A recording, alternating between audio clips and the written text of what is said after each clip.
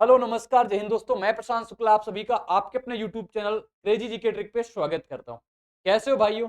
I hope सभी मस्त होंगे, अपने पढ़ाई में अच्छे तरीके से व्यस्त होंगे और बिल्कुल शानदार जिंदाबाद और जबरदस्त होंगे। तो मेरे भाई आज की क्लास अपनी एसएससी जीडी 2024 जो कि 500 प्लस क्वेश्चन की सीरीज में हम सॉल्व कर रहे हैं सेट वाइज। और आज प्रैक्टिस सेट नंबर 9 होने वाला है। 8 प्रैक्टिस सेट नंबर बहुत शानदार तरीके से बहुत अच्छे तरीके से हम लोगों ने देखे हैं। और उसमें से सबसे पहले तो आपके पास एक सेट में एसएससी जीडी का रखता हूं, वो 20 क्वेश्चन का होता है क्योंकि एसएससी जीडी में आपके 20 क्वेश्चन पूछे जाते हैं। और उस 20 क्वेश्चन के बीच बीच में मैं आप एक क्वेश्चन के साथ जो क्वेश्चन नए बन सकते हैं उनके साथ मैंने दो दो क्वेश्चन डाल रखे होते हैं, जिसमें आपकी तुरंत का तुरंत यानी क्लास में और क्लास के अंदर ही आपकी वो चीजें क्लियर हो जाएं, आपकी तुरंत वो अप्रोच पता चल जाए आपको और उस अप्रोच को आप अगले क्वेश्चन में अप्लाई कर पाए। इसीलिए मैं क्या करता हूं, एक जो अच्छा क्वेश्चन होता है उसके साथ दो और क्वेश्चन डाल देते हैं। नहीं, 8 सेट होने के बाद जब 9 सेट में है ना, तो कई चीजें अपनी रिपीट होने लगी हैं, कई कॉन्सेप्ट अपने रिपीट होने लगे हैं, कई टाइप अपने रिपीट होने लगे हैं। तो उन टाइप को बार बार हम नहीं इंक्लूड करते हैं, जो नए मिलते हैं उसमें से दो सैंपल क्वेश्चन हम जरूर डालते हैं। तो 20 क्वेश्चन से समझ लो कम से कम 40 क्वेश्चन हम लोग डेली की क्लास में करते हैं। तो आज की क्लास भी कुछ वैसी ही है। तो मेरे भाई ये अपनी शाम को 4 बजे डेली मिलती है और आज की क्लास का पहला क्वेश्चन स्टार्ट करेंगे। उसके पहले मैं आपको सबको बता दूं कि अगर आपको कोई मैथ फाउंडेशन कोर्स चाहिए, अगर आपको बिल्कुल भी मैथ में सारी की सारी दिक्कत है, आपको मैथ समझ नहीं आती है, तो अपना एक मैथ फाउंडेशन कोर्स है जो कि रूट एप्लीकेशन पे अपना चल रहा है। वो 8 जनवरी से स्टार्ट हो चुका है, लेकिन उसकी क्लासें आपको मिल जाएंगी रिकॉर्डेड। अभी से मैंने उससे परसेंटेज से स्टार्टिंग कर दी, बिल्कुल बेसिक से लेकर के बिल्कुल अलग लेवल तक उसमें हम पढ़ा रहे हैं, क्योंकि शून्य से अनंत तक की बात उसमें हो रही है। कोई भी एक चीज भी छोड़ी नहीं जा रही उसमें। आप आके उसकी कुछ क्लासेस फ्री हैं, आप देख लेना। अगर आपको समझ में आए और आपको मैथ नहीं आती है, तो मैं एक गारंटी कह सकता हूँ, गारंटी दे सकता हूँ कि आप उसमें अगर आएंगे तो आपको मैथ पूरी की पूरी बिल्कुल क्लियर हो जाएगी, आप किसी भी एग्जाम की तैयारी कर रहे हो। तो चलो आज की क्लास में बढ़ते हैं। उसके पहले मैं आपको एक अपडेट और दे देता हूँ। एसएससी जीडी 2024 जिसका एग्जाम फरवरी में होना है, उसके लिए मैंने 600 क्वेश्चन बैंक बनाई थी, जो कि मैं कई दिन से आपसे बोल रहा हूँ कि इसमें से मैंने सारे के सारे वो टाइप कवर कर दिए हैं जो आपकी मैथ में पूछे जाने हैं। टाइप वाइज ऑल टाइप इसमें मैंने कवर कर दिए हैं। टोटली इसको मैंने पीवाईक्यू बेस्ड पे बनाया नहीं, जितना एग्जामिनर पूछता है उसको ध्यान में रखते हुए मैंने इसको बनाया। सबसे खास बात इसमें आपको क्या मिल जाएंगे, सोल्यूशन मिल जाएंगे जो कि मेरे हैंड रिटन में होंगे। और आपको रूट एप्लीकेशन पे ये चीज मिल जाएगी। आप जाओगे वहां पे ई बुक मिल जाएगी मात्र 39 रुपए में। ठीक है, ये आप नंबर दिया हुआ है, कोई समस्या आती है आप इस पे कॉल कर लेना। तो सारी कहानी अपनी खत्म हो गई है, तो अब बढ़ेंगे अपने पहले क्वेश्चन की ओर। पहला क्वेश्चन अपना क्या कहता है, एक फल विक्रेता है, रेट 10 में से 15 वस्तुएं खरीदता है और 15 में 10 वस्तुएं बेचता है, तो विक्रेता द्वारा अर्जित प्रतिशत लाभ ज्ञात कीजिए। मेरे भाई बताना है। सबसे पहले इस क्वेश्चन को टैकल करने का अपना तरीका क्या होना चाहिए वो जानेंगे, फिर अपने बाद इसकी डायरेक्ट अप्रोच जान जाएंगे, फिर अपना आंसर निकाल पाएंगे। तो मेरे भाई सबसे पहले एक बात ध्यान देना अपना, कि जब आप कोई चीज प्रॉफिट या लॉस देखते हो तो वो तो पैसों में देखते हो, पैसों में देखते हो मैं कितना खर्चा किया था और मुझे कितना मिल पा रहा है। तो जैसे ही आप 10 में से 15 वस्तुएं खरीद के लाए हो, तो जब आप 15 वस्तुएं टोटल बेच दोगे तभी आपको पता चलेगा ना एक्चुअल प्रॉफिट एक्चुअल लॉस कितना है। तो देखो सबसे पहले आप एक तरफ लिख लेना रुपए, एक तरफ लिख लेना आप आर्टिकल। पहले हम इसका कंसेप्ट बताएंगे, फिर आपको इसकी डायरेक्ट अप्रोच बता देंगे, क्योंकि आगे क्वेश्चन ऐसे आएंगे जो कि डायरेक्ट आपको डायरेक्ट आउटपुट से नहीं लगेंगे, वो अप्रोच से लगने वाले हैं।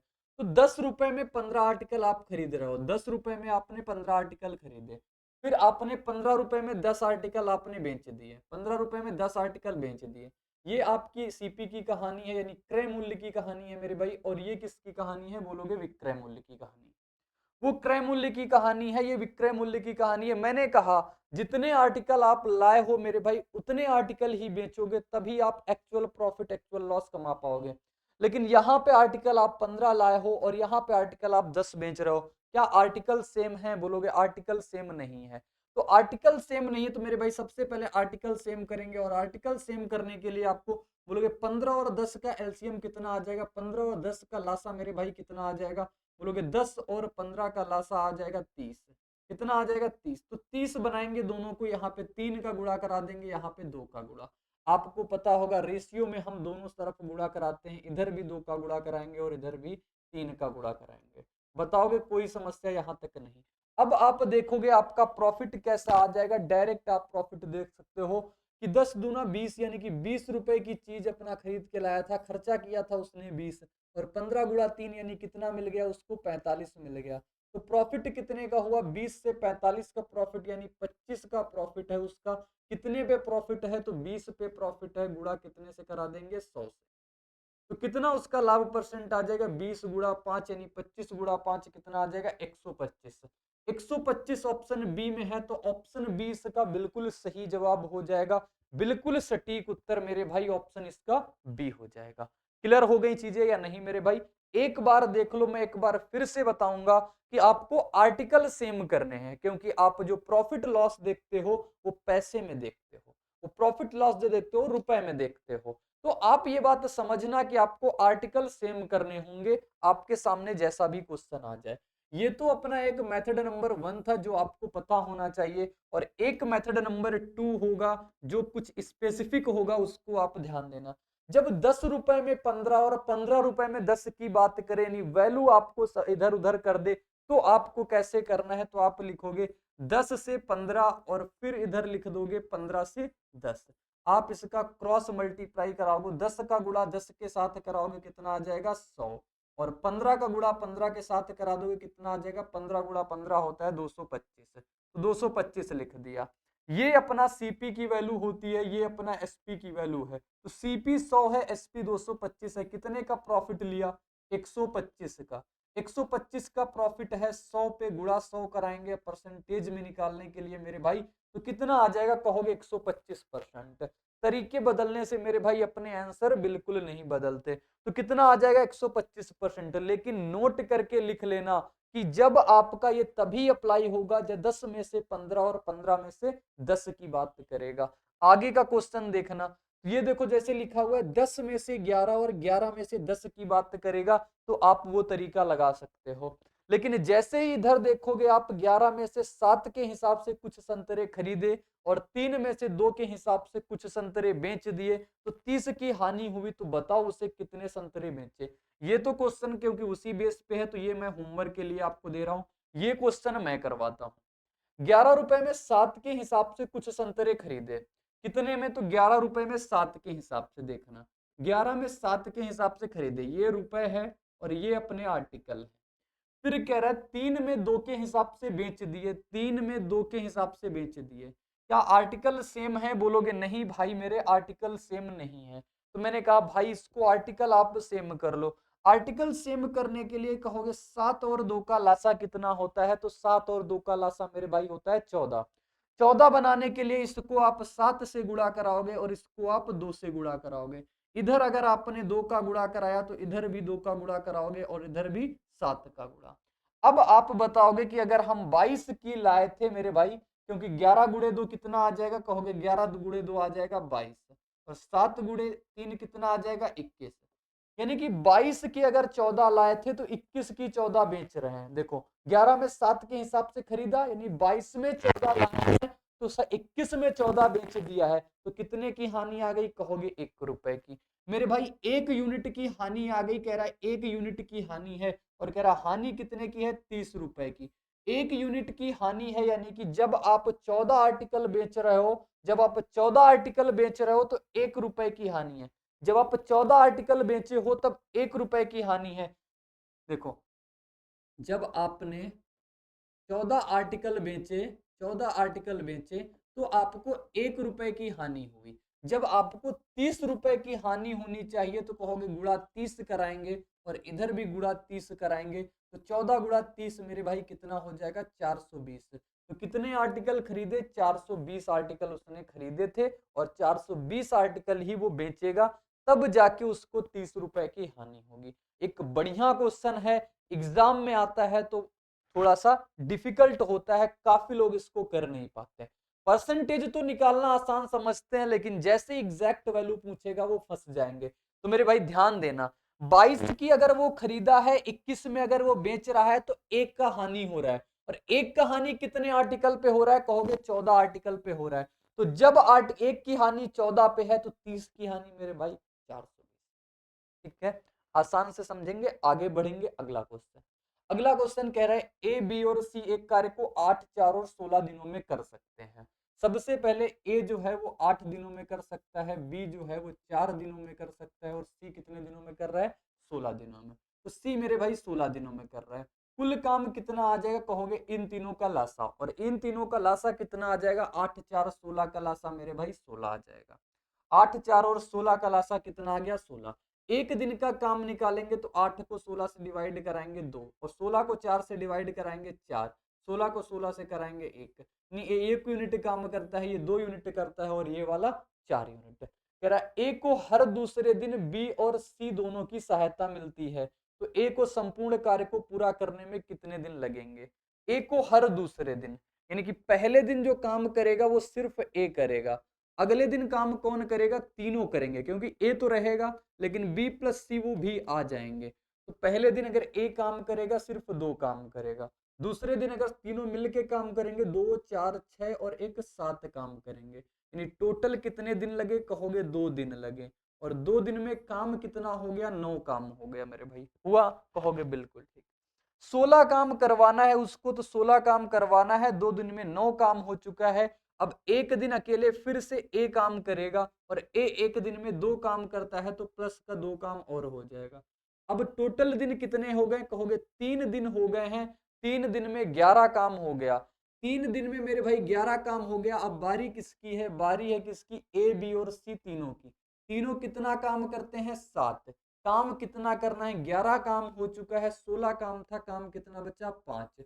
3 सही 5/7 दिन आ जाएगा इसका करेक्ट आंसर। और 3 सही 5/7 किस ऑप्शन में है? तो 7 त्रिक 21 5 26/7 ऑप्शन नंबर ए। तो ऑप्शन ए मेरे भाई बिल्कुल सही हो जाएगा। ऑप्शन ए इसका बिल्कुल सही जवाब हो जाएगा, बिल्कुल सटीक उत्तर हो जाएगा, कोई परेशानी नहीं होगी मेरे भाई, बहुत आसानी से कर लेंगे। अगला क्वेश्चन आपके लिए रहेगा जिसका आप आंसर निकाल के बताओगे, और इसका होमवर्क में आपको रहता है। तो इसका करेक्ट आंसर क्या आएगा आप बताना। अगला क्वेश्चन क्या कहता है? एक्स एक वस्तु पर 12% और 8% की 2 क्रमिक छूट दे रहा था, जबकि वाई समान वस्तु पर 20% की एक छूट दे रहा था। फ्लैट छूट मतलब एक छूट दे रहा था। तो आपको बताना है एक्स और वाई द्वारा दी गई कुल छूट के बीच अंतर कितना है। मेरे भाई सबसे पहले आप सक्सेसिव यानी क्रमागत छूट का, आप एकल छूट का फार्मूला समझ लो क्या होता है। कहोगे ए प्लस बी माइनस का ए बी बटा का 100 होता है। क्या होता है? ए प्लस का बी माइनस का ए बी बटा का 100% होता है, ये क्रमागत छूट निकालने का फार्मूला। ये 12 और 8 की 2 छूटे दे रहा है। 12 कितना हो गया? 20, और 12 8 96 यानी 0.96। तो कितने की डिस्काउंट आ जाएगी इसमें से कहोगे? दोनों में से डिस्काउंट कितने की आ जाएगी? ये देखो 12 और 8 कितना हो रहा है? 20, और यहाँ भी कितना है? 20, यानी कि अंतर जो आएगा उनके परसेंट का आएगा, वो अंतर कितना आएगा? माइनस का 12 गुणे 8 और बटे का 100, यानी कि 0.96। तो 0.96% का अंतर आ जाएगा। वो अंतर कौन सा है? 0.96, ऑप्शन डी। तो ऑप्शन डी मेरे भाई बिल्कुल सटीक उत्तर हो जाएगा। ठीक है, दोनों का अंतर पूछा है कि 20% की एकल छूट और 12 और 8 की 2 क्रमिक छूट के बीच अंतर। मैंने कहा आप 2 क्रमिक छूट निकालोगे कितना आ जाएगा? तो दोनों का योग तो बराबर आ रहा है, 12 8 20, 12 8 20। यहां भी 20 है, तो कोई ज्यादा फर्क नहीं पड़ना है। 20 से 20 कैंसिल, बचेगा क्या? सिर्फ, तो बचेगा सिर्फ यही, और यही का मान कितना है आपका? 0.96%। बहुत आसान है, बहुत आसान है। तो अगला क्वेश्चन देखो क्या कहता है। अगला क्वेश्चन कह रहा है कि एक निश्चित बिल पर 40% की छूट तथा 30% की 2 क्रमिक छूटों का अंतर इतना है, तो बिल की राशि बताओ क्या होगा। देखो 40% की एक छूट और 30% की 2 छूट है। 30% की 2 छूट यानी कि जैसे ही आप लगाओगे ए प्लस बी और माइनस का ए बी अपॉन 100, तो कितना आ जाएगा? 30 30 60 माइनस का 3 गुणा 3 यानी कि 9। 60 में से 9 जाएगा, कितना बचेगा? 51%। 51% मेरे भाई 30% की 2 क्रमिक की छूट और 40% की एक छूट है, तो दोनों का अंतर कितना बोलोगे कहोगे? 11%। और 11% की वैल्यू मेरे भाई कितना पता है? 220। 11% की वैल्यू कितना है? तो 220 है। 11% की वैल्यू 220 है, तो 1% की वैल्यू मेरे भाई बोल दोगे 20 है। तो आपसे कह रहा है बिल की राशि बताओ कितनी है, यानी कि 100%। 100% बताना, यानी 2 जीरो आपने इधर चिपका दिया तो 2 जीरो आप इधर भी चिपका दो, तो 2000 मेरे भाई बिल्कुल सही उत्तर हो जाएगा। ऑप्शन डी बिल्कुल सही जवाब हो जाएगा, बिल्कुल सटीक उत्तर हो जाएगा। बगल का क्वेश्चन आपके लिए रहता है होमवर्क। आप बताओ इसका आंसर क्या आना है। आपके लिए होमवर्क रहता है। नेक्स्ट क्वेश्चन दिखाएंगे आपको। अगला क्वेश्चन क्या कहता है मेरे भाई, तो पढ़ना। लारा ने एक बैंक में 8000 की राशि जमा की, जिस पर उसे छमाही रूप से चक्रवृद्धि ब्याज किया जाने वाला 10% वार्षिक दर से चक्रवृद्धि ब्याज मिलता है। वह 18 महीने के बाद कितनी राशि प्राप्त करेगी। तो मेरे भाई एक बात बताओ, जब 12 महीने है, यानी कि 12 महीने में उसका 10% है, 12 महीने में रेट कितनी है बोलोगे, 12 महीने में रेट है 10%। तो मैंने कहा अगर अर्ध मंथ की अर्ध छमाही की बात करें, यानी कि 6 महीने की बात करें मेरे भाई, तो कितनी आ जाएगी 6 महीने की बोलोगे, 6 महीने की बात इसकी आधी पड़ जाएगी, यानी कि 5%। अब मेरे भाई आप एक चीज मुझे बता दो, एक बात मुझे बता दो, 5% की फ्रैक्शन कितनी होती है, कहोगे 1/20 होती है भैया। भैया 1/20 होती है इसकी 5% का फ्रैक्शन, यानी 20 पे 1 का ब्याज लग रहा है। अगर उसका मूलधन यानी प्रिंसिपल अगर उसका कुछ रहता तो अमाउंट क्या बन जाएगा, 20 से 21 बन जाएगा।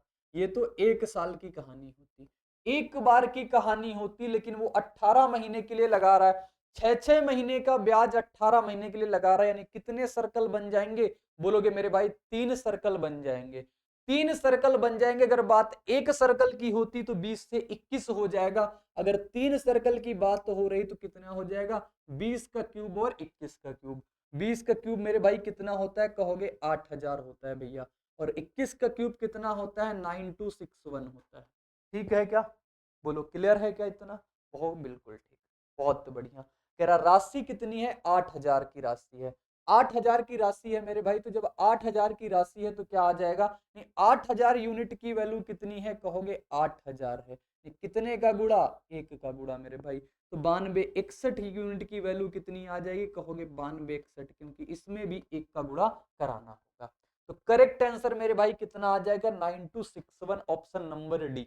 ऑप्शन डी इसका बिल्कुल सही उत्तर हो जाएगा, बिल्कुल सही जवाब हो जाएगा। अगला क्वेश्चन आपको दिखाएंगे, ये दो आपके सामने क्वेश्चन रहते हैं, जिसमें से एक क्वेश्चन ये बिल्कुल सेम टू सेम पिछले जैसा है, इसको आप करोगे। और क्योंकि इसमें भी छमाही की बात कर रहा है, छमाही वाला मैंने पीछे कराया। इसमें कुछ अलग कह रहा है कि 12% वार्षिक दर से 2 वर्षों के लिए 15,625 की राशि पर चक्रवृद्धि ब्याज कितना है, यदि ब्याज को 8 माह पर संयोजित किया जाता है। कितने महीने पर, तो 8 महीने पर।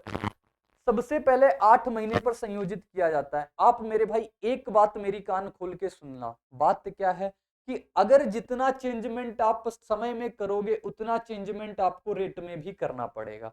जितना चेंजमेंट आप टाइम में करोगे उतना चेंजमेंट आपको रेट में करना पड़ेगा। टाइम में क्या चेंजमेंट हो रहा है, 8 माह पर संयोजित करा रहे हो। 12 महीने के लिए 12% होती है, अगर 12 मंथ की बात करें तो कितना होता है, 12%। एक महीने की बात करें तो मेरे भाई कहोगे 1%। और अगर हम कह दें 8 मंथ में अगर सर्कल लग रहा है तो कितना आ जाएगा, 8%। नहीं, ब्याज उसकी कितनी रेट कितनी आ जाएगी, रेट कितनी परसेंट आ जाएगी, कहोगे 8% की आ जाएगी। ठीक है क्या, कहोगे बिल्कुल ठीक। 8% आ गई है। अब 8% की फ्रैक्शन क्या होती है मेरे भाई, बोलोगे 8% की फ्रैक्शन होती है 2/25। 2/25 होती है, यानी 25 पे 2 का ब्याज लगेगा। 25 पे 2 का ब्याज लगेगा तो कितना हो जाएगा, देखो इसको मैं यहां पे लिखूंगा। 25 पे 2 का ब्याज लगेगा, यानी 25 से कितना हो जाएगा, 27। ये तो एक बारी की बात होती जब एक सर्कल की बात होती, लेकिन 8 माह पे सर्कल हो रहा है और समय कितना है, 2 वर्ष। 2 वर्ष में कितने महीने बोलोगे, 24 महीने। 8-8 महीने बाद लगेगा, तो 8 महीने 8 महीने 8 महीने, 8 त्रिका 24, यानी कि 3 सर्कल बन जाएंगे 8-8 महीने के। 3 सर्कल बनेंगे तो क्या करेंगे, 25 का क्यूब और क्या कर देंगे, 27 का क्यूब मेरे भाई। 25 का क्यूब तो याद है मुझे कितना होता है, 15,625 होता है। और 27 का क्यूब कितना होता है, 27 का क्यूब होता है 19,683 शायद। 19,683 नहीं, 19,681। चलो 27 क्यूब निकालते हैं। 27 क्यूब कितना आ जाएगा, 27 का स्क्वायर 729, 729 गुणा 27, 9 7 63, 3 आ जाएगा, 3 आ जाएगा। और फिर कितना आ जाएगा, 7 दूनी 14 हो जाएगा, 14 6 20 और 7 से 49, 49 2 51 गुणा का 9 दूनी 18, यानी कि 9 दूना 18, 2 दूना 4 1 5 और 7 गुणा 2 4 3 8 6 9 1 19 683, 19 683 होता है। कितना होता है, 19 683। तो कह रहा है कि आपसे बताओ कितना ब्याज मिलेगा। 15,625 इसका मूलधन था और यहाँ भी मूलधन कितना कह रहा है, 15,625, यानी एक यूनिट की वैल्यू एक आ जाएगी। आपसे ब्याज पूछ लिया है तो ब्याज कितना मिल रहा है बताओ। ब्याज मिलेगा 13 में से 5 जाएगा 8 बचेगा, 11 में से 5 जाएगा 8 बचेगा, 7 में से 2 जाएगा 5 बचेगा, 58 लास्ट में होना चाहिए। 58 लास्ट ऑप्शन नंबर बी में था, तो ऑप्शन बी इसका बिल्कुल सही जवाब हो जाएगा। बिल्कुल सटीक उत्तर ऑप्शन बी बैठेगा मेरे भाई। अगला क्वेश्चन आपके लिए रहेगा। कहते हैं दो उम्मीदवारों के बीच एक चुनाव में एक उम्मीदवार को कुल वैध मतों के 48% मत मिले, वैलिड वोट का। कह रहा 18% मत अवैध थे यदि कुल मतों की संख्या 17,500 थी, तो दूसरे व्यक्ति को मिले वैध मत बताओ क्या होंगे, बता देंगे ना। सबसे पहले तो आप बता दो कुल मत कितने हैं, कहोगे कुल मत कितने हैं, 17,500 कुल मत। इसमें से कितने परसेंट इनवैलिड हो गए, 18% मेरे भाई इनवैलिड वोट हो गए। कोई चीज अपने आप में 100% होती है, 18% अगर इनवैलिड हो गए तो कितने वैलिड बचे बताओ, कहोगे 82% वैलिड वोट हैं अभी भी। तो 82% मैंने कह दिया कि वैलिड वोट है, टोटल वोट का 82% अपने वैलिड वोट। अब इस वैलिड वोट में से दो बंदे लड़ गए अपने, प्रधानी का चुनाव गांव में देखा है, लड़ जाते हैं ना दोनों आपस में। वैसे ही मान लो दो बंदे लड़ गए, एक बंदे को मिल गए अपने 48%, तो दूसरे बंदे को वैलिड वोट का कितना मिलेगा, बोलोगे एक को अगर 48% मिल गए, दूसरे वाले को बचे 100 में से मिलेंगे, यानी कि 52%। वैलिड वोट का 52% दूसरे उम्मीदवार को मिलेंगे, 52 बटा का 100। बहुत बढ़िया। जो 2 जीरो से 2 जीरो कट जाएगा, 25 से काटेंगे 7 बार में, 25 से काट देंगे 4 बार में, 4 से ये कट जाएगा 13 बार में। अब देखो गुणा कराते हैं, गुणा कराने के बाद क्या आएगा, देखो गुणा कराने के बाद 7 दूनी 14 और 14 तियां 42, लास्ट में तो 2 आएगा। इन्हीं दो में से कोई एक करेक्ट आंसर होगा। तो 13 सत्ते 91 होगा, 91 गुणा करेंगे 82, 82 यानी कि 2 और 9 गुणा 2 18 और 8 1 8 और 9 8 72, यानी कि कितना आ जाएगा 2 8 8 16 2 1 3 1 4 और 7। तो ये कितना आ जाएगा 74 62, इसका करेक्ट आंसर यानी ऑप्शन डी बिल्कुल सही जवाब। ऑप्शन डी मेरे भाई बिल्कुल सही उत्तर हो जाएगा। ठीक है, आप लोग इसकी पीडीएफ की बात करते हो तो इसकी पीडीएफ आपको टेलीग्राम चैनल पे, क्रेजी जीके ट्रिक के टेलीग्राम चैनल पे आपको मिलती है, लिंक डिस्क्रिप्शन में है, वहां पे आप जाके उसको ज्वाइन कर सकते हो। वहां पे आपको इसको विद एनोटेशन पीडीएफ मिल जाएगी, जिसका आपको रिवीजन करना बेहद इंपॉर्टेंट है। जिसको आप रिवाइज करोगे तो आप इसका पूरा फायदा उठा पाओगे। देखो क्वेश्चन अगला क्या कह रहा है। क्वेश्चन कह रहा है निम्नलिखित में से कौन सी संख्या 16 से विभाज्य नहीं है। मेरे भाई मैं भी आपके साथ बहुत सारी बातें कर सकता हूँ, आपके साथ बहुत सारा इंटरटेनमेंट कर सकता हूँ, लेकिन ये वो वक्त नहीं है कि मैं आपके सामने आऊं, आपके सामने इंटरटेनमेंट करूं, क्योंकि मुझे भी पता है टाइम की कीमत कितनी होती है एक एस्पिरेंट के लिए।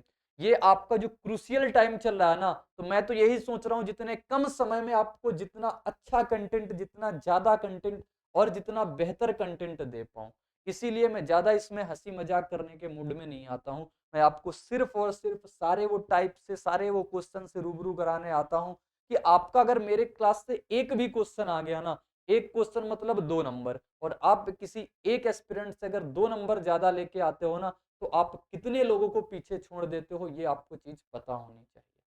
तो मेरे भाई कह रहा है 16 से विभाज्य नहीं है, क्वेश्चन को बहुत ध्यान से पढ़ना। 16 से विभाज्य नहीं है, तो जब नहीं है मेरे भाई 16 से विभाज्य, तो 16 का रूल क्या कहता है, कहोगे 16 का रूल कहता है लास्ट के 4 अंक अपने 8 16 से कटने चाहिए।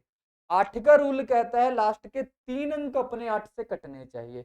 4 का रूल कहता है लास्ट के 2 अंक अपने 8 से कटने चाहिए। अगर मेरे मुंह से आप एक बार में सारी बातें सुनना चाहते हो तो सुन लो। 2 की डिजिबिलिटी रूल होती है लास्ट का 1 अंक कटना चाहिए। 3 की डिजिबिलिटी रूल कहती है कि सभी अंकों का योग अपना 3 से कटना चाहिए। 4 की डिजिबिलिटी रूल कहती है लास्ट के 2 अंक अपने 4 से कटने चाहिए। 5 की डिविजिबिलिटी रूल कहती है लास्ट का एक अंक अपना 5 से कटना चाहिए। 6 की डिविजिबिलिटी रूल कहती है कि 2 और 3 से नंबर कटना चाहिए। 7 की डिविजिबिलिटी रूल कहती है कि आप अपना या तो बेसिक मेथड कर लो या यूनिट डिजिट को, इकाई के अंक को आप 2 से गुणा कराओ और 2 से गुणा कराने के बाद जो नंबर आ जाए बाकी बचे नंबर में से घटा दो।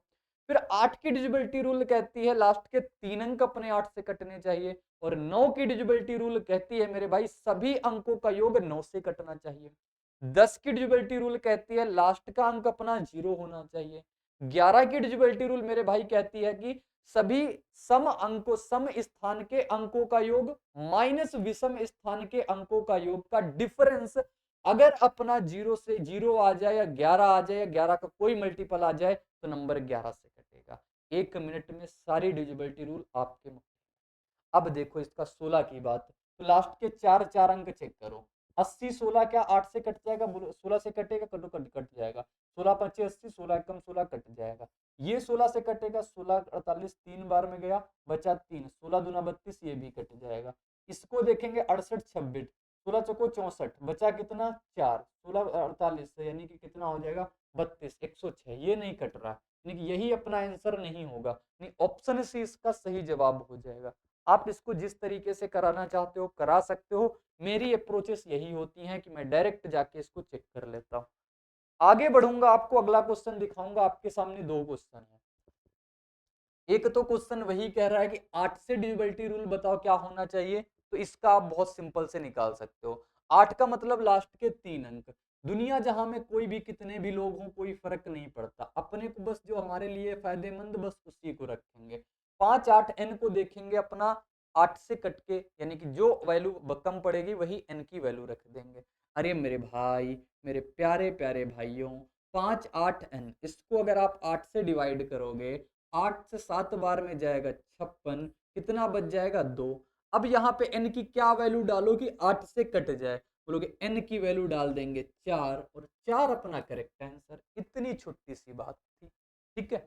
अब इधर क्या कह रहा है, नंबर अपना 72 से विभाज्य है। 72 से विभाज्य होने का नंबर को किससे विभाज्य होना पड़ेगा, 9 और 8 से। 9 और 8 से विभाज्य होना पड़ेगा, तो 8 की डिविजिबिलिटी रूल सबसे पहले चेक करेंगे।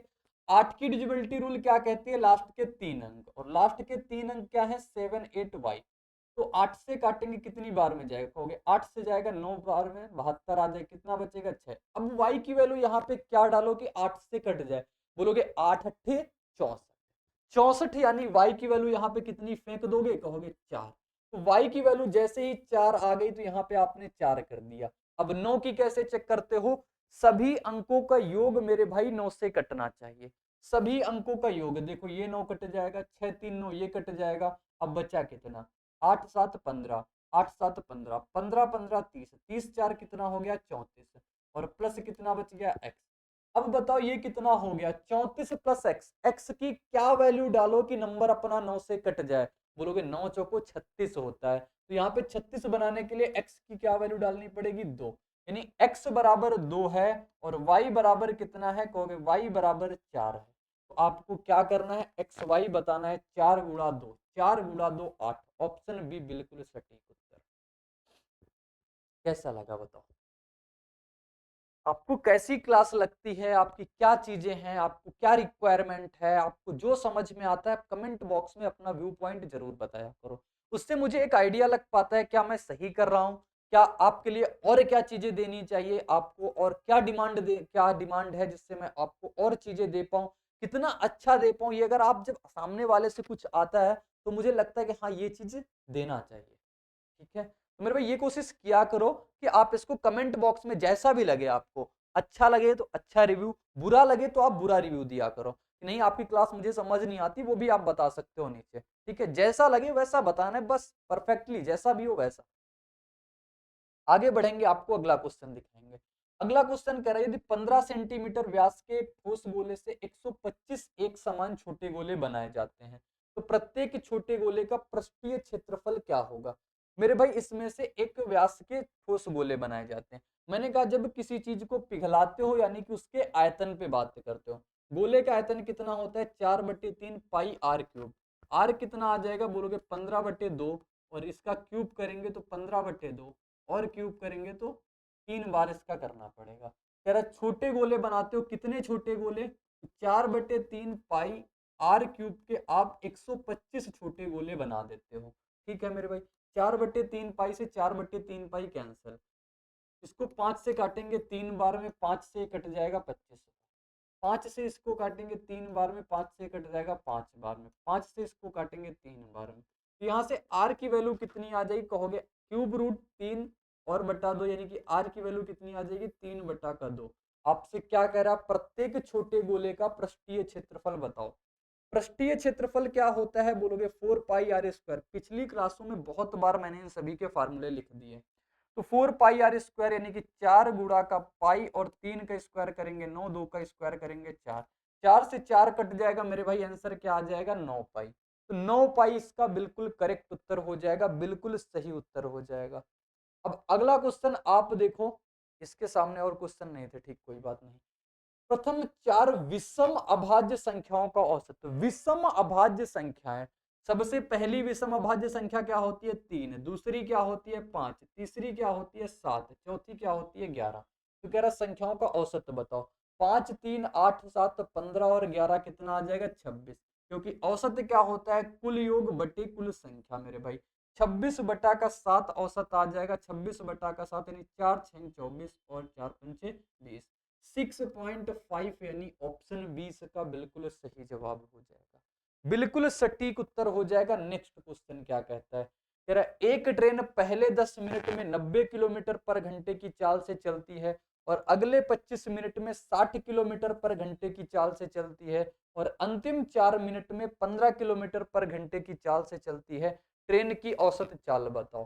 तो एवरेज स्पीड बराबर मेरे भाई एक चीज याद रखना, एवरेज स्पीड, एवरेज स्पीड बराबर होता है कुल दूरी बटे का कुल समय। कुल दूरी और मेरे भाई क्या होता है बटा का होता है कुल समय। बस इतनी सी बात आप याद रखना, कुल दूरी बटे का कुल समय। अब देखो अगर आपको ये ना समझ में आए ना तो आप रूट पे जाना यूट्यूब पे और सर्च कर देना एवरेज स्पीड बाय प्रशांत सर, आपको एक कंप्लीट वीडियो मिल जाएगी जो कि एवरेज स्पीड पे होगी। बहुत बढ़िया तरीके से मैंने सारे एस्पेक्ट क्लियर कर दिए एवरेज स्पीड के। अब दूरी कैसे निकालते हैं बोलोगे, 10 मिनट में 90 किलोमीटर पर आवर की स्पीड से, तो दूरी बराबर क्या होता है चाल गुणे समय। 90 किलोमीटर पर आवर की चाल है, कितने की चाल है 90 की, कितने मिनट जा रहा है 10 मिनट, घंटे में बनाने के लिए 60 से भाग कराएंगे प्लस, फिर आगे कह रहा है कि वो आगे कह रहा है 25 मिनट में 60 kilometre per hour, 60 kilometre per hour की स्पीड है, कितने मिनट जा रहा है 25 मिनट, घंटे में बनाने के लिए 100, 60 से भाग, क्योंकि आपको पता होगा स्पीड या तो किलोमीटर पर घंटे में होती है या तो मीटर पर सेकंड में होती है। अभी एक और क्या बच रहा है, 4 मिनट में 15 किलोमीटर पर आवर, स्पीड क्या है 15 की, समय कितना लग रहा है 4 मिनट, घंटे में बनाने के लिए 60 से कितना टोटल समय लगा, टोटल समय कितना लगा 10 मिनट, 25 मिनट, 35 मिनट और 4 39 मिनट, टोटल समय कितना लगा 39 मिनट। इसको भी किससे डिवाइड करा देंगे अपना 60 से डिवाइड करा देंगे। बताओ कोई दिक्कत कोई परेशानी, कहोगे बिल्कुल नहीं। अब मेरे भाई अगर आप एक चीज समझोगे तो बहुत आसानी से यहाँ समझ सकते हो। सब में से 60 और 60 अगर हम लासा लेके काट देते हैं यानी कि इसका कॉमन लेके काट देते हैं तो 60 60 60 ये सब कॉमन लेके इससे कट जाएंगे ना, बोलोगे बिल्कुल ठीक कट जाएंगे। 90 गुणा 10 कराएंगे कितना आ जाएगा 900 प्लस का, 25 गुणा 6 कराएंगे कितना आ जाएगा 25 6 का 150 होता है तो 1500 प्लस का 15 चौको कितना आ जाएगा 60 और बटा कितना आ जाएगा 39, कितना आ जाएगा देखो 15 9 कितना हो जाएगा अपना 2400, 2460, 2460 और बट्टा का कितना 39 आ गया, कोई दिक्कत नहीं। 3 से कट रहा है अभी काट लेते हैं, 3 से कटेगा 13 बार में, 3 से कटेगा 8 बार में और 3 दूनी 6, 820 बट्टे का 13। देखो कहाँ पे आ रहा है आपको 820 बट्टे का 13, किस ऑप्शन में मिल रहा है, एक बढ़िया क्वेश्चन है।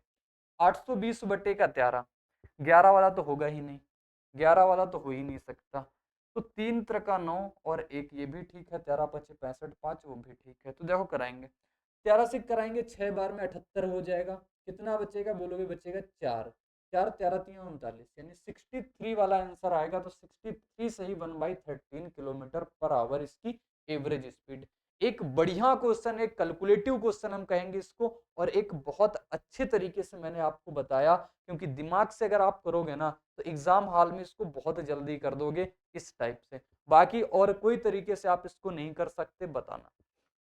अगले क्वेश्चन है जो कुछ आप करोगे, ये देखो सेम टाइप से उसी टाइप का क्वेश्चन है, तो ये आपके लिए होमवर्क रहेगा, आप इसको करोगे, इसका आंसर क्या आने वाला है। अगला क्वेश्चन क्या कह रहा है, 3 उम्मीदवार हैं, बड़ा बड़ा क्वेश्चन सा लिखा हुआ है, 3 उम्मीदवार हैं, ए बी और सी के बीच एक चुनाव में पंजीकृत मतदाताओं में से 80% ने मतदान किया, यानी कि टोटल वोटिंग कितनी हुई, 80% की हुई। उम्मीदवार बी को 50% कम मत मिले और बी एवं सी द्वारा हासिल किए गए मतों की संख्या के बीच अंतर 10,000 था। यदि बी को सी से 10% अधिक मत मिले तो मतदाता सूची में पंजीकृत मतदाताओं की संख्या बताओ क्या है। ठीक है, चलो, यानी कि मतलब सिर्फ इतना है कि अपने पास 3 बंदे हैं, ए बी और सी, ए बी और सी 3 बंदे हैं।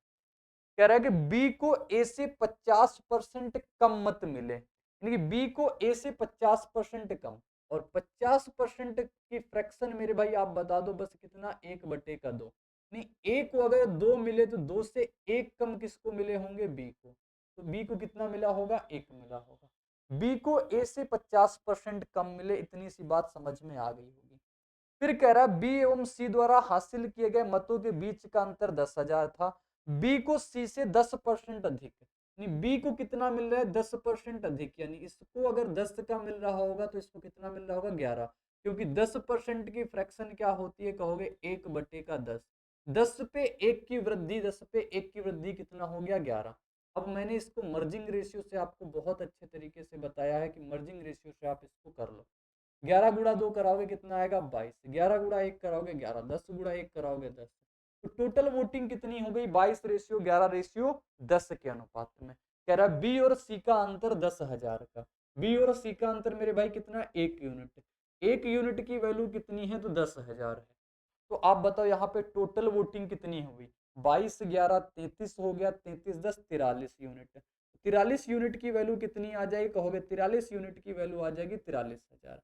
मेरे भाई एक चीज बताना, आप क्वेश्चन में आपसे ये कह रहा है कि पंजीकृत मतदाताओं में से 80% मतदान हुआ, और जो मतदान होगा वही तो तीनों लोगों में बटा होगा, कहोगे बिल्कुल बात ठीक कही आपने। और आपसे पूछा है पंजीकृत मतदाताओं की सूची बताओ कितनी, यानी मतदाता सूची जो आती है उसमें टोटल कितने लोग हैं वो चीज बताना है।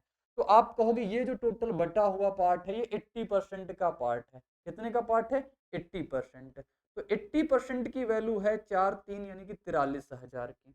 तो अपने पास 100% की वैल्यू निकालना है, 100% की वैल्यू कितनी आ जाएगी, 43,000, और बटे का 80 गुणे का कितना आ जाएगा, 100।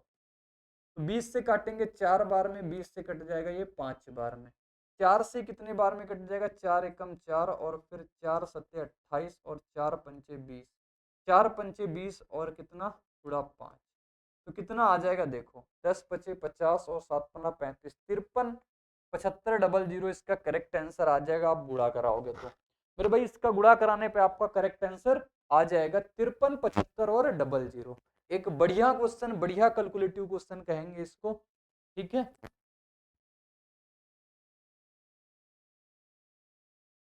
चलो, आ गया समझ में। अगला क्वेश्चन देखना।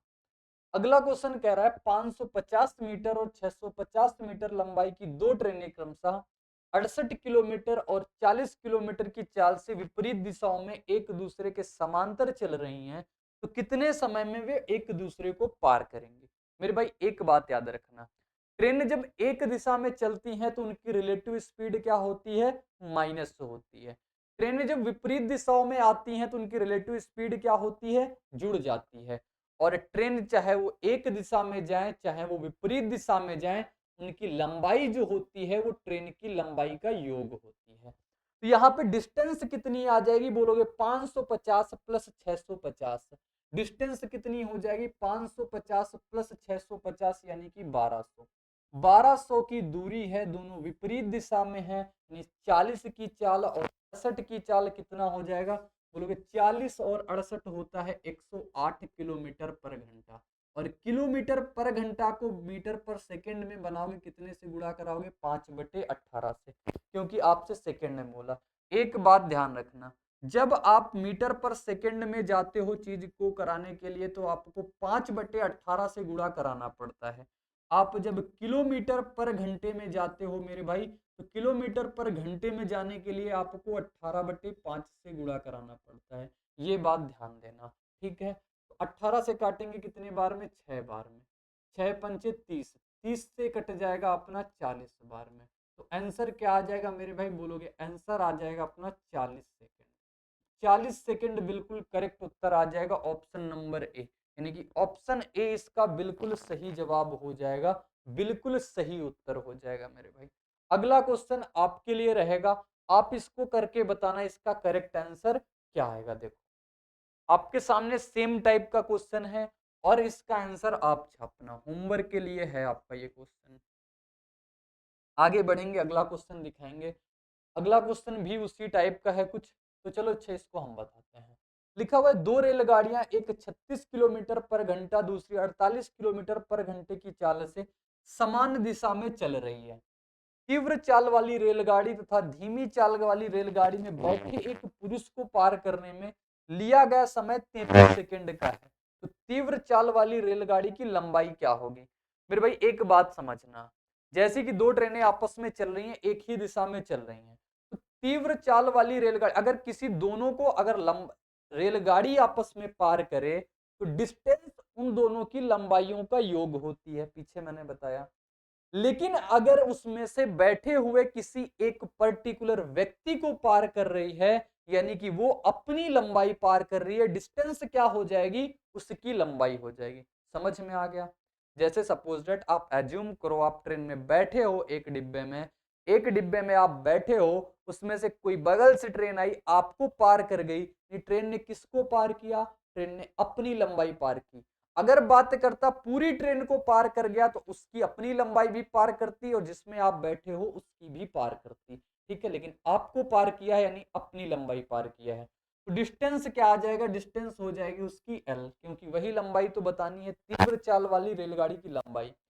एक दिशा में है तो इनकी रिलेटिव स्पीड क्या हो जाएगी? 48 माइनस 36 यानी कि 12। कितनी आ जाएगी? 12 किलोमीटर पर घंटा में है, यानी कि 5/18 करेंगे, ठीक है, बराबर। क्या 33 सेकंड लगे इसको? 33 सेकंड के लिए बराबर, ठीक, क्योंकि अपना डिस्टेंस डिस्टेंस अपॉन स्पीड बराबर होता है टाइम। डिस्टेंस अपॉन स्पीड बराबर क्या होता है? टाइम। तो 6 से काटेंगे 2 बार में, 6 से काटेंगे 3 बार में, ये 3 ऊपर चला जाएगा, यानी 3L/10 बराबर 33। 3 से काट देंगे इसको 11 बार में, तो L की वैल्यू कितनी आ जाएगी? 11 गुणे का 10 यानी कि 110 मीटर। 110 मीटर उसकी लंबाई रही, option number C. Option C बिल्कुल सही उत्तर। आगे बढ़ेंगे, आप क्वेश्चन पे फोकस करना, मेरी बोली गई बातों पे फोकस करना, आपको बहुत फायदा मिलेगा। एक व्यापारी को किसी व्यक्ति के अंकित मूल्य पर 20% की छूट देने के बाद 12% का लाभ होता है। यदि कोई छूट ना देकर वस्तु अंकित मूल्य पर ही बेची जाए तो उसका लाभ प्रतिशत क्या होगा? मेरे भाई एक बात बताना, मैंने आपको बहुत बार बताया है कि MP/CP पे आप डिस्काउंट दे दो। जब से क्लास चल रही है तब से मैंने ये कॉन्सेप्ट आपको बहुत बताया। कह रहा किसी वस्तु के अंकित मूल्य पर आपने कितने की छूट दे दी? 20% की छूट दे दी। कितने की छूट दे दी? तो 20% की छूट दे दी, यानी कितने में बेच दिया आपने? 80 में बेच दिया। प्रॉफिट कितना हो गया आपका? 12% का, क्योंकि 100 से 112 हो गया, 100 से 112, 100 से 100 काट दिया आपने। 8 से इसको काट लो कितनी बार में? 14 बार में मेरे भाई। तो MP/CP क्या आ जाएगा बोलोगे? MP/CP आ जाएगा 14/10, यानी कि 2 से भी कट रहा है, 7/5। अब आपसे आगे क्या कहा है? आगे कहा है यदि कोई छूट ना देकर यह वस्तु अगर अंकित मूल्य पर ही बेची जाए तो उसका लाभ प्रतिशत क्या होगा? ये चीज बतानी है।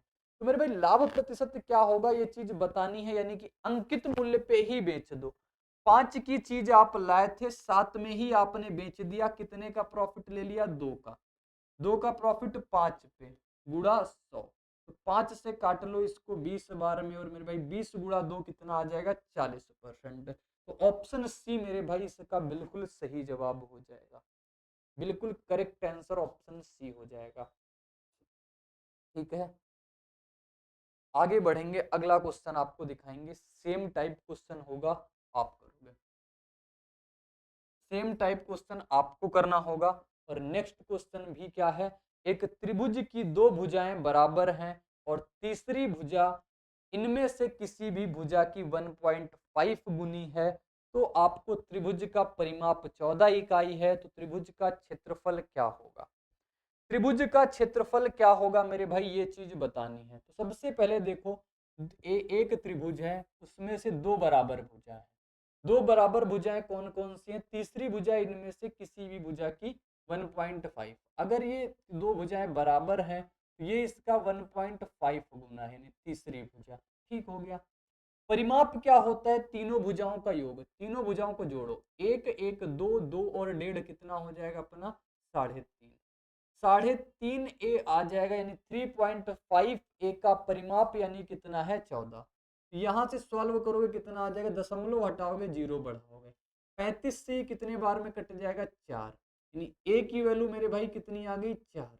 तो आप ये कहोगे इसकी एक साइड अगर 4 है, ये साइड अगर 4 की है, ये साइड मेरे भाई 4 की है, तो 1.5 गुणा 4 कराओगे, ये कितने की आ जाएगी 6 की। ये एक आपका समद्विबाहु त्रिभुज है, और समद्विबाहु त्रिभुज का फार्मूला क्या होता है, बोलोगे समद्विबाहु त्रिभुज का फार्मूला होता है एरिया निकालने का b बाई का 2, b/2 और अंडर रूट के अंदर ए स्क्वायर माइनस का बी स्क्वायर बटा का।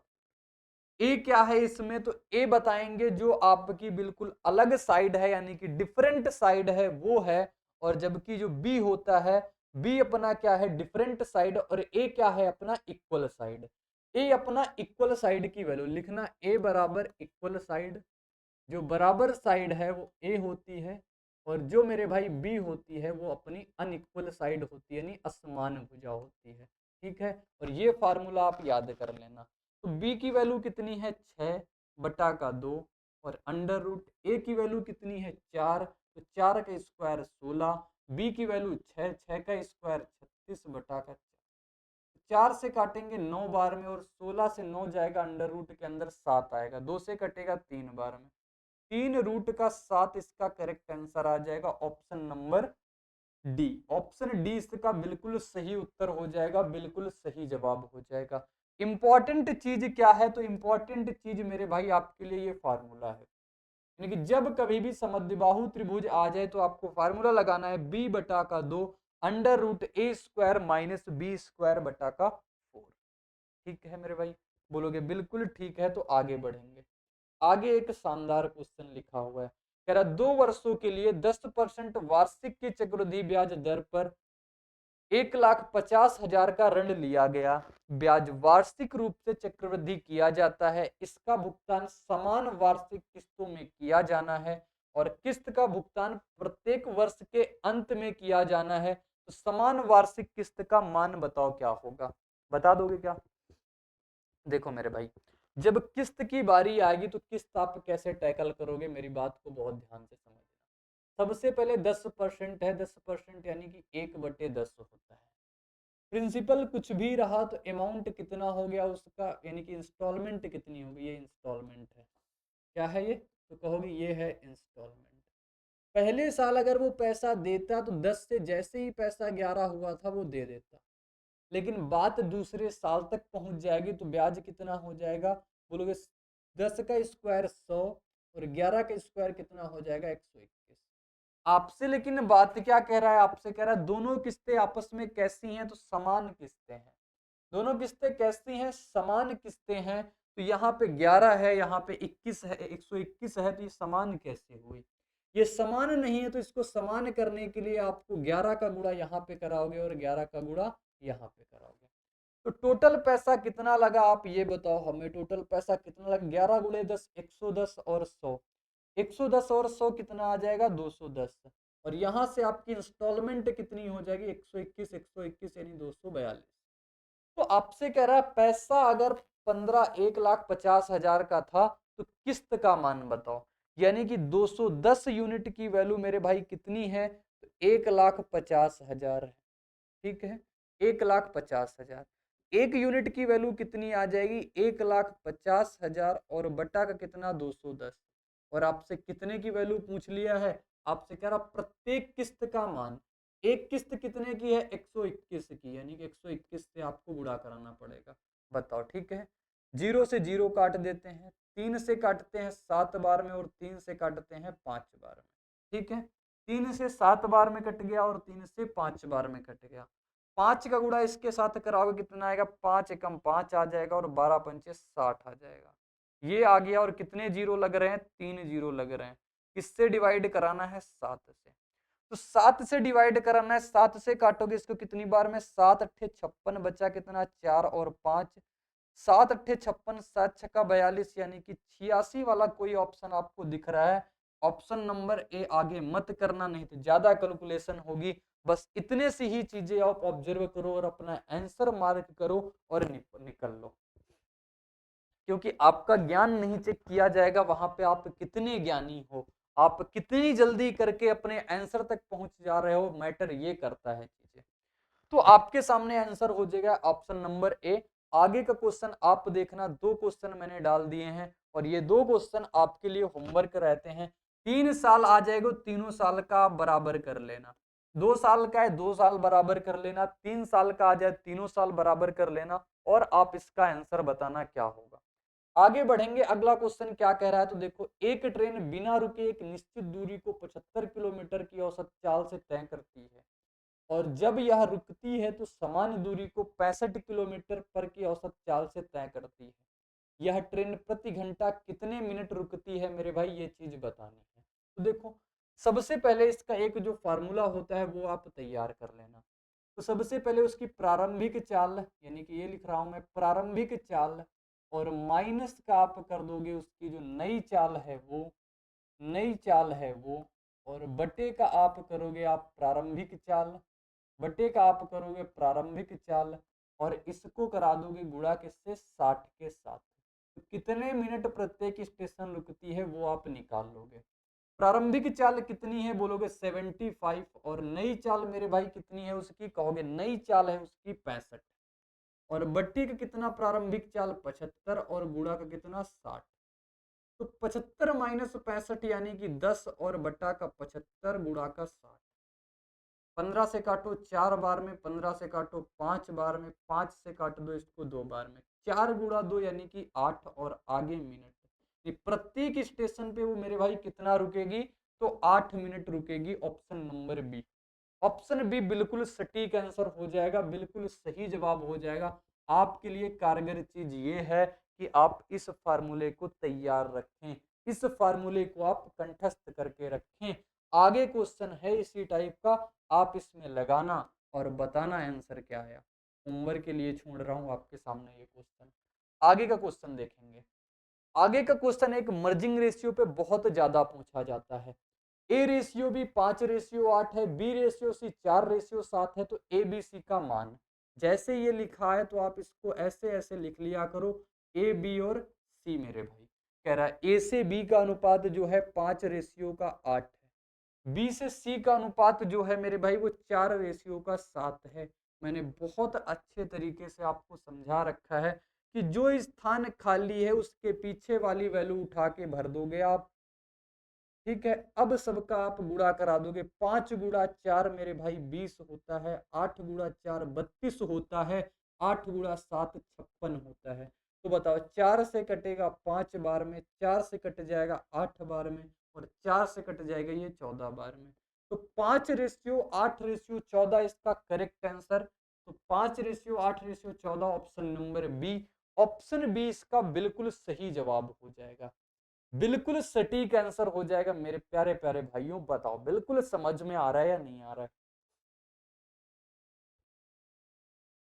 बहुत बढ़िया, आगे क्वेश्चन देखते हैं। आगे 2 क्वेश्चन सेम टाइप से, दोनों क्वेश्चन आपको लगाने हैं, दोनों क्वेश्चन के आंसर आपको बताने हैं, होमवर्क के लिए हैं ये दोनों क्वेश्चन। एक क्लास में आप ये चीजें देखो, आपको कितनी ज्यादा चीजें कवर कराई जा रही हैं, कितनी ज्यादा चीजें आपके दिमाग में बैठाई जा रही हैं। तो ये 2 क्वेश्चन आपके लिए रहते हैं। अगला क्वेश्चन देखो क्या है, एक सिंप्लीफिकेशन का।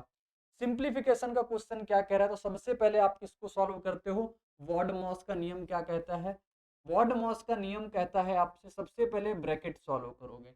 ब्रैकेट में सबसे पहले आप कौन सा ब्रैकेट सॉल्व करते हो, तो छोटा वाला, फिर आप ये मिडल वाला, और फिर आप बड़ा वाला ब्रैकेट सॉल्व करते हो। यहाँ पे भी कुछ ऐसा करेंगे। सबसे पहले छोटा ब्रैकेट सॉल्व करेंगे, 56 और 9 में से 8 जाएगा, एक बचेगा, 56 में से एक कितना हो जाएगा अपना 57 का। 42 प्लस 57 कितना हो जाएगा, कहोगे 9 और 9 99, क्योंकि ये भी ब्रैकेट लगा हुआ है और ये वाला ब्रैकेट सॉल्व हो जाएगा, तो इन पूरे को आप सॉल्व कर लोगे, कितना आ जाएगा 99। 99 में से प्लस 108 जोड़ दोगे, आपका कितना आ जाएगा, बोलोगे 9, 100 में से 90 जोड़ेंगे अपना आ जाएगा 190, 190 में से 10 जोड़ेंगे 200 और 8 जोड़ देंगे 208, कितना आ जाएगा अपना, तो 99 और प्लस 108, 9 8 17, 9 1 10 और 1 1 2 207, ये कितना लिखा हुआ है 1/9 यानी कि 9 कर देंगे। 9 से कटेगा 2 बार में 18, 9 से कटेगा 3 बार में 27, तो ऑप्शन क्या हो जाएगा इसका, सी करेक्ट है। ठीक है, आगे बढ़ेंगे, इस क्वेश्चन में कोई दिक्कत नहीं। ये आया है, जब 7 9 11 15 प्रत्येक में से समान संख्या घटा दी जाती है मेरे भाई, तो परिणामी संख्याएं समानुपात में होती हैं। होली नहीं, अभी होली का सीजन नहीं है, होती हैं तो घटाई गई संख्या। एक बहुत बेहतरीन, बहुत जबरदस्त मैंने कंसेप्ट दिया है इसमें, एक बहुत बढ़िया तरीका दिया है, उसकी पूरी डिटेल मैंने समझाई है मेरे भाई। आपको अगर ये चीज यहाँ ना समझ में आए तो रूट पे जाना, रूट यूट्यूब चैनल है अपना दूसरा वाला, वहां पे आप डालना ratio and proportion bye Prashant sir, आएगी ये चीज, और देख लेना उसमें कुछ थंबनेल इस टाइप का लिखा होगा, a plus X upon B plus X बराबर होगा c plus X upon D plus X, इस टाइप का थंबनेल लगा होगा, इस वाली वीडियो को देख लेना। इस टाइप के क्वेश्चन में कोई दिक्कत नहीं आएगी। मैंने कैसे कराया, मैंने कहा 7 और बटे का 9 लिख लो, 11 बटे का आप 15 लिख लो, फिर आप क्या करोगे, इन दोनों का डिफरेंस ले लो, 7 और 9 के बीच का डिफरेंस कितने का है, कहोगे 2 का डिफरेंस है। मैंने कहा इन दोनों का डिफरेंस आप लिख लो, कितना आ जाएगा, 11 में से 7 का डिफरेंस 4 का, 15 में से 9 का डिफरेंस 6 का, इन दोनों को आप सिंप्लीफाई कर लो, कितना 2 बटा का 3, इनका अंतर कितने का आ गया, 1 का। ये अंतर 1 है यहाँ, ये अंतर 2 है यहाँ, इसमें से आप बराबर अंतर करना होता है। 2 का गुणा, 2 का गुणा जैसे ही 2 के साथ कराओगे कितना बन जाएगा 4, 2 का गुणा जैसे ही 3 के साथ कराओगे कितना बन जाएगा 6। तो मेरे भाई 7 से कोई नंबर 4 हो गया, कितने की कमी आ गई, 3 की कमी आ गई, तो आंसर कितना हो जाएगा 3, घटाई गई संख्या कितनी हो जाएगी 3। बताओ कितना टाइम लगेगा, नहीं लगेगा ना। तो बस अगर आपको ना समझ में आए तो एक काम करना, आप जा करके वो कंप्लीट वीडियो देख लेना। यहाँ पे अगर वो पूरी डिटेल बताएंगे तो बहुत ज्यादा वक्त लग जाएगा और उसका कोई फायदा नहीं है मेरे भाई। तो एक बार मैं इस चीज को फिर से अगले क्वेश्चन में एक में रिपीट कर दूंगा, एक आप कर लेना। कह रहा है 4 और 10 12 24 प्रत्येक में से कौन सी संख्या जोड़ी जाए। मैंने कहा इन दोनों को आप रेशियो में लिख लो, 4 बटे का 10, फिर 12 और बटे का 24, आप इसको भी रेशियो में लिख लो। इन दोनों का आप डिफरेंस निकालोगे, कितने का डिफरेंस है 6 का, इनका इनका भी अंतर लिखो, 12 में से 4 जाएगा कितना आ जाएगा 8, 24 में से 10 जाएगा कितना आ जाएगा 4, इनको आप रेशियो में सिंप्लीफाई कर लो, कितना आएगा 4 बटा का 7, कितने का अंतर है यहाँ पे 3 का, कहोगे 3 का अंतर है यहाँ पे। मैंने कहा यहाँ 6 का अंतर है, यहाँ पे 3 का अंतर है, तो आपको अंतर बराबर करने के लिए आपको 2 से गुणा, 2 का गुणा 4 के साथ कराओगे कितना आ जाएगा 8, कोई नंबर 4 था, 4 से 8 हो गया, कितना जोड़ दिया आपने 4 जोड़ दिया, ऑप्शन डी। कितना टाइम लगना, नहीं लगना ना, लेकिन कंसेप्ट पता होना चाहिए मेरे भाई। तो अब बगल वाला जो क्वेश्चन दिया हुआ है इसमें आप अप्लाई करना, होमवर्क के लिए छोड़ रहा हूं। अगला क्वेश्चन देखो आपके सामने क्या आता है। एक व्यक्ति ने दो वस्तुओं को एक ही मूल्य पे खरीदा और एक को 10% के लाभ पर दूसरी को 5% हानि पर बेच दिया, तो उनके विक्रय मूल्यों के बीच का अंतर अगर 60 रुपया का है तो वस्तुओं के क्रय मूल्य का योग कितना है मेरे भाई। बहुत आसान तरीके से आप बताओ, इसमें बोला ना समान मूल्य पे खरीदा, यानी कि इनका क्रय मूल्य कैसा है, समान है। सीपी सेम का कॉन्सेप्ट है, सीपी और एसपी, ये चीज भी मैंने अपनी छोटी वाली वीडियो में बता दिया। एक छोटी वीडियो चलती है अपनी कंसेप्ट क्लास की, वहां पे मैं जो बहुत इंपॉर्टेंट चीजें होती हैं वो मैं उस पे कराता हूँ, यानी कि पूरा कंप्लीट कंसेप्ट वहां पे देता हूँ। वो रूट पे अपनी मिलती है। तो सीपी अपना सेम है, यानी कि 100 अगर पहली वस्तु का सीपी रहा तो इसको कितने में 10% लाभ पे बेच दिया, 100 पे 10% लाभ यानी 110 में निपटा दिया। दूसरे को 5% हानि पे, क्योंकि 100 की अगर वो भी रही क्योंकि सीपी सेम है, 5% हानि पे मेरे भाई 95 में निपटा दिया। कह रहा दोनों का विक्रय मूल्यों का अंतर 60 का है। विक्रय मूल्यों का अंतर कितने का है कहोगे, 15 यूनिट का, और 15 यूनिट की वैल्यू मेरे भाई कितना है, 60 रुपए। एक यूनिट की वैल्यू कितनी आ जाएगी, 4 रुपए। आपसे कह रहा क्रय मूल्यों का योग, क्रय मूल्य कितना, 100 और 100 200, 200 और एक यूनिट की वैल्यू कितनी है, 4, तो 200 गुणा 4, और 200 गुणा 4 मेरे भाई कितना आ जाएगा, 800। ऑप्शन डी इसका सही आंसर, बिल्कुल सही जवाब। अगला क्वेश्चन देखेंगे, इसी पे बेस पे है, ये आपका वेटेड एवरेज का कॉन्सेप्ट जो मैंने बहुत बारी करवाया हुआ है। आप करना, इसका आंसर बताना, आप इसको करना और इसका करेक्ट आंसर बताना क्या आएगा। अगला क्वेश्चन देखो क्या कहता है, सोहन और रोहन मिलकर एक कार्य को 18 दिनों में कर सकते हैं। यदि सोहन अकेला उसी कार्य को 27 दिनों में कर सकता है तो रोहन अकेला उसी कार्य को पूरा करने में कितने दिन लगेगा।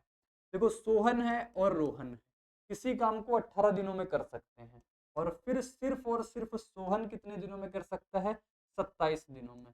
27 दिनों में 18 27 का लासा कितना आ जाएगा, 54। तो ये कितना काम कर रहे होंगे, 3 यूनिट का, ये कितना काम कर रहे होंगे, 2 यूनिट का। 3 यूनिट का काम ये कर रहे हैं, 2 यूनिट का काम ये कर रहे हैं। सोहन 2 यूनिट काम कर रहा है, सोहन रोहन 3 यूनिट काम करते, तो रोहन अकेले कितना कर रहा होगा, 1 यूनिट का। तो कह रहा है रोहन को अकेले पूरा करने में कितना वक्त लगेगा, 1 यूनिट करता है 1 दिन में, तो 54 यूनिट कितने दिन में करेगा, 54 दिनों में। तो मेरे भाई आज की क्लास अपनी यहाँ पे रहती है, क्योंकि 20 क्वेश्चन अपने कंप्लीट हो चुके हैं। एक क्वेश्चन ये आपका इसी बेस पे है, तो आप इसको करना और इसका आंसर बताना क्या आएगा। तो आज के 20 क्वेश्चन के साथ उसके टाइप के बहुत सारे क्वेश्चन जो मैंने आज की क्लास में डिस्कस किए, बहुत शानदार तरीके से मैंने आपको कराने की कोशिश करी और बहुत अच्छे अच्छे मेथड भी आपको बताए। आपकी क्या अप्रोच रहती है ये आप उस पर काम करना, और वीडियो कैसी लगी ये कमेंट बॉक्स में आप जरूर बताया करो।